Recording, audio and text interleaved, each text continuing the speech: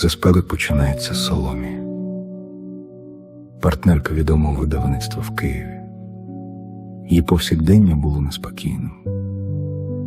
Попри незлічені ділові зв'язки, вона залишалася полонянкою єдиного пошуку – кохання, яке було б справжнім.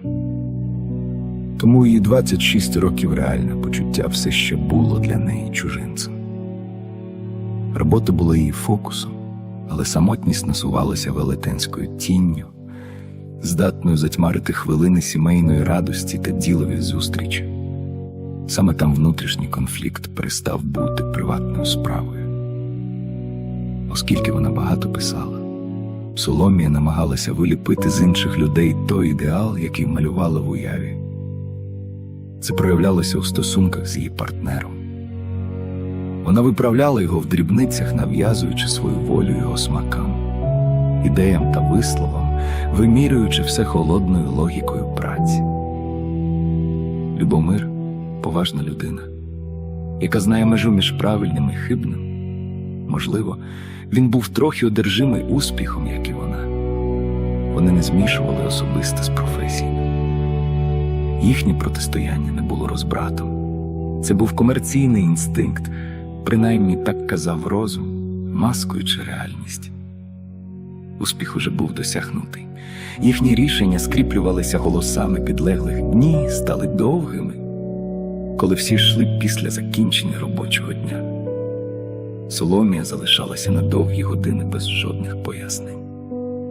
Однієї з таких пізніх п'ятниць Любомир повернувся до офісу. Він забув ключі в шухляді. Проходячи коридором, він побачив її. Не було несподіванкою зустріти її там, але цього разу він зупинився. Любомир подивився глибоко в її очі і сказав: «Є щось інакше». Настала довга пауза, щось дуже дивне стосовно світового дерева, що нам потрібно сісти і обговорити. Якщо забажаєте, зробимо це в понеділок. Що скажете? Приголомшена, вперше за 5 років партнерства, вона відповіла лише: «Так, зустрінемося в понеділок». Він пішов. У ту хвилину, поки він говорив із розміреними паузами та невідривним поглядом, розквітло щось неочікуване. Секунди, що здалися роками незбагненних контекстів. Соломія затремтіла. Важко було повірити, що ця розмова буде про них, але, можливо, так воно й було. Вона вимкнула світло і пішла додому. Годинами вона знову бачила ті коридори у своїй уяві. Сон не приходив. Настав понеділок, на зустрічі не було підлеглих, тільки вони вдвох. Любомир приніс начерки про світове дерево. Він сказав, що попри розлогі дослідження не вистачає живого матеріалу для документальної книги. Він дійшов висновку, що необхідне занурення в поле у Києві та околицях. Але чим більше вони говорили, тим більше бажання знати поглинало їх. Це не був брак знань. Вони сприймали концепцію як захист. Щось, що оберігає їх, але відчували приховані сенси, які вели їх цим бажанням хотіти більшого. Любомир знову здивував її. Він висловив ідею досліджувати разом, зберігаючи внутрішній спокій і професійний тон. Не плануючи, підсвідомість відповіла за неї. У який день ми можемо почати? Вони вирішили почати з далеких міст, поступово повертаючись. Вони вирушили потягом до Дніпра. Подорож була безтурботною. Соломія зберігала мовчання, але іноді дозволяла неспокою проявитися дивно. Та в ці хвилини її конфлікти в'янули. Вона помітила людський бік Любомира.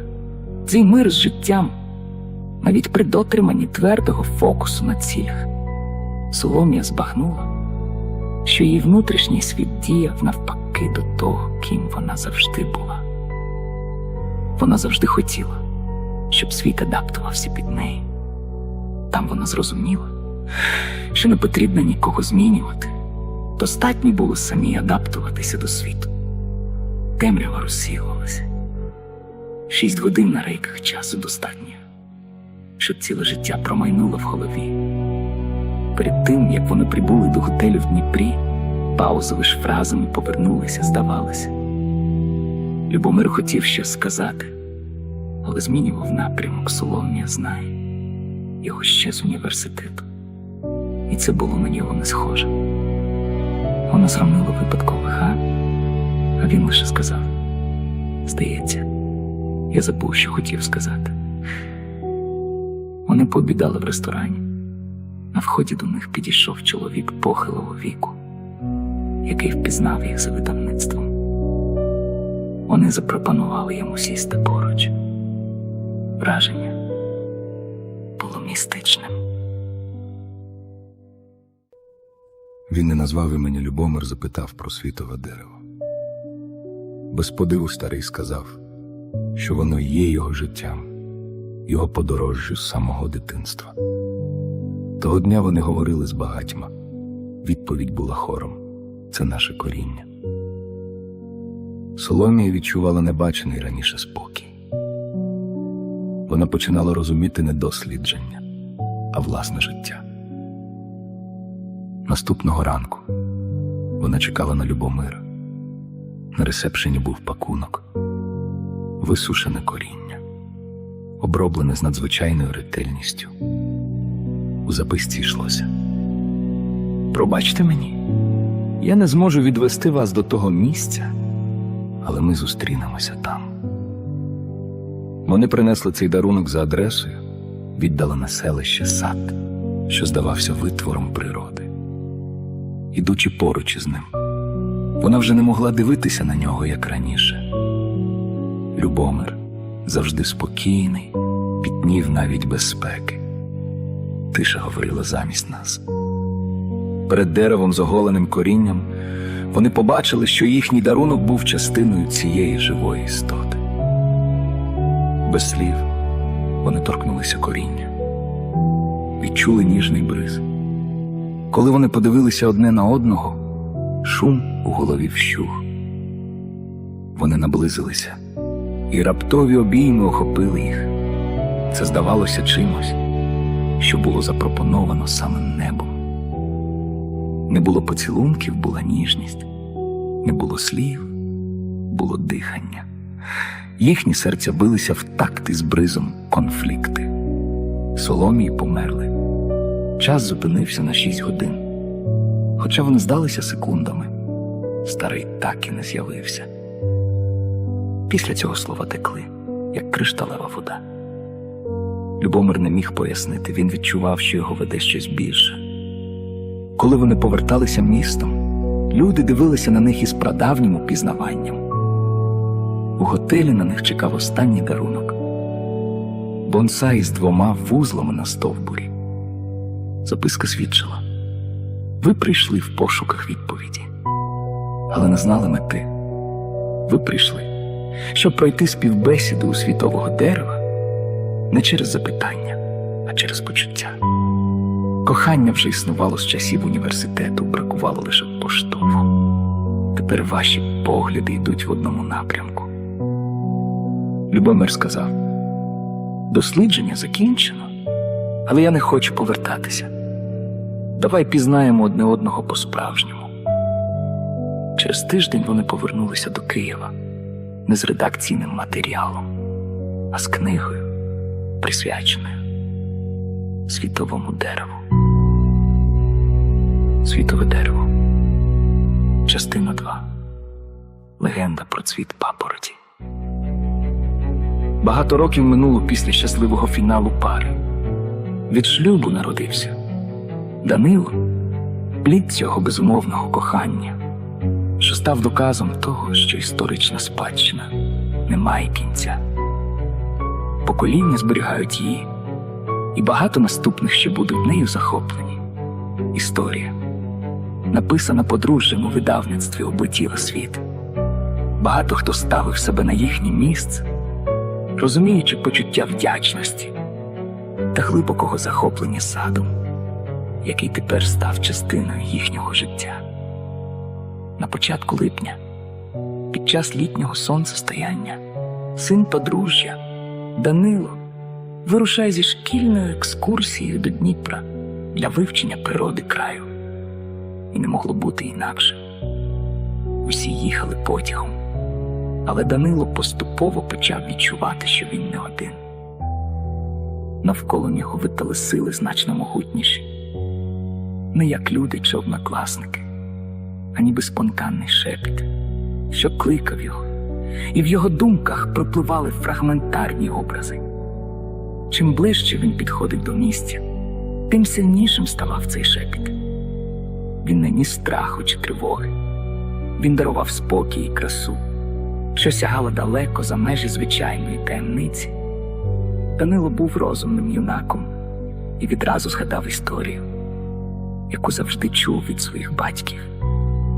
Попри те, що він був тоді зовсім малим, він ніколи її не забував. Він пам'ятав про світове дерево, але те, що він бачив у своїй уяві зараз, здавалося іншим, і поступово ці фрагменти збиралися докупи, ніби мільйони кольорів ставали одним цілим у тисячах пазлів, що єдналися. Нарешті шкільна група прибула до Дніпра після 6 годин подорожжя. Керівники вирішили трохи подовжити час на відпочинок перед тим, як вирушити до самого місця дослідження. Саме в ту мить до хлопця підійшов старий і промовив ледь чутним шепотом: «Дякую, не хвилюйся. Ти не один, але тобі ще належить пройти шлях, не крокуючи, і досягти вершини світла без сходів, щоб потім спуститися в плавному польоті з дарунком, який не належить тобі. І ти повернешся після того, як тінь, що її світ ховає в ту єдину секунду, буде не просто зрозуміла, а освітлена. До скорої зустрічі». Данило не мав відповідей, він не вагався ні секунди, навіть не озирнувся туди, куди пішов старий. Аж поки не прийшов до тями і не побачив навколо лише однокласників та вихователів. Але його серце не знало поспіху.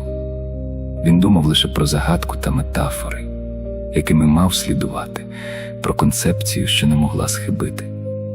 Він думав про долю, але його повага до всього, що дало йому життя, була значно більшою за будь-яку місію чи наказ. У його крові пульсувало коріння батьківської любові. Коли вони прибули на місце, це виявився саме той куточок, де тиша є мовою, бриз словами, а все навколо цього парку було ніби єдиною досконалою сутністю, без болю, страху чи розчарування. Усі учні, і він сам, були вільні у своїх дослідженнях. Данило між легким кроком і подихом вітру раптом перестав відчувати власну вагу. Здавалося, він лине над землею. Він не йшов, його вів інстинкт вищий за його волю. Він наблизився до дерева, коріння якого, здавалося, сяяло в тонкому тумані між золотим та бурштиновим кольорами вечірньої заграви. У ту мить усе набуло сенсу. Він віддався почуттям і невдовзі поглянув на крону великого дерева. Його тіло спрямувалося вгору, здійснюючи омріяний політ. Поруч із прекрасним пташиним гніздом цвіла папороть. І знову шепіт прилетів із бризом. «Візьми її, це дарунок, який не належить тобі. Але ти гідний його берегти.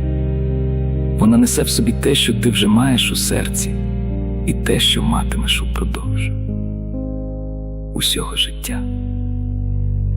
Данило, усвідомивши своє бажання, відразу подумав про те, щоб спуститися в плавному польоті, і раптом вітер знову опустив його на землю. У руках він тримав папороть, що все ще сяяла аурою, яка контрастувала з бурштиновими барвами заходу сонця. Він і не здогадувався, що саме північ була тією миттю, коли він перенісся в інший вимір. Повернувшись до тями, він помітив, що час залишився тим самим, що й у момент його приходу до саду. Ніхто навколо не питав його про те, що він несе. Лише захоплено дивилися йому в очі. Тиша супроводжувала їх протягом усього шляху екскурсії. Ще до настання ночі всі повернулися, і на вокзалі в Києві на нього чекали батьки. Спокійні, ніби вони вже про все знали. Щойно він зійшов із потяга. Знову запанувала мить тиші. Він бачив перед собою вже не просто батьків. Тіло матері перетворилося на золоте світло, а батька — на бурштиновий місяць, майже розпечений, як ті кольори, що він бачив біля коріння в саду. Усе стало зрозумілим. Він збагнув, що має зробити і чий це дарунок. Це була частина, якої бракувало, щоб завершити цикл цієї родини, яка тепер стала цілісною і готовою передавати далі те, чого вони навчилися, і що тримає їхнє життя в такій єдності. Данило підійшов і передав папороть, коли їхні руки торкнулися клітки. Подружжя та їхній син побачили, як папороть перетворюється на давній сувій. Намальоване листя вбирало в себе все світло, що раніше виходило від батьків, повертаючи їх до реальності з усвідомленням того, що цикл завершився. Перед ними залишився той самий сувій. Вони зберегли його назавжди і продовжували передавати з покоління в покоління.